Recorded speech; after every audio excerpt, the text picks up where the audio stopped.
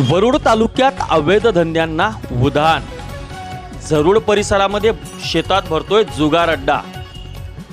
गेल्या काही दिवसापासून वरुड पोलीस स्टेशन अंतर्गत शहर आणि ग्रामीण भागात अवैध धंद्यांनी डोके वर काढले आहे। त्यातल्या त्यात वरुड पोलीस स्टेशन अंतर्गत जाधव साहेबांची नियुक्ती झाल्यानंतर त्यांच्या बदलीचे आदेश आले।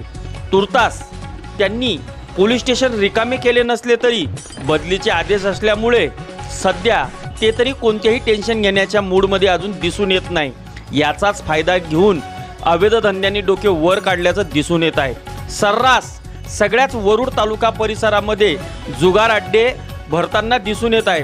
प्रत्यक्षात जुगार अड्ड्यांच्या मालकांनी सेटिंग झाल्याप्रमाणे किंवा पोलीस स्टेशनचे हप्ते बांधल्याप्रमाणे मोठ्या आवेशात हे जुगार अड्डे सुरू आहे। हे नेमके कोणाच्या आशीर्वादाने सुरू आहे? पोलीस इन्स्पेक्टर यांची बदली झाली, मात्र आता याच्यावर SDPO तथा पोलीस अधीक्षक साहेब कारवाई करणार का?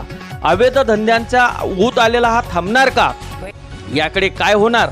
आता याकडे सर्व वरुड तालुक्याचं लक्ष लागलेलं आहे। खरोखरच याच्यामध्ये काही चिरीमिरीचा व्यवहार झालेला आहेत का? आता नागरिक ह्या गोष्टींना त्रस्त झालेले, हैराण झालेले आहे आणि सर्व वरुड तालुक्यातील नागरिक या अवैध धंद्यांना आळा बसावा अशी एकमुखी मागणी करत आहे। आमचं मोर्शी दर्पण चॅनल अशा अवैध धंद्याच्या विरोधात आपला लढा सुरूच ठेवणार आहे। पाहत रहा मोर्शी दर्पण न्यूज।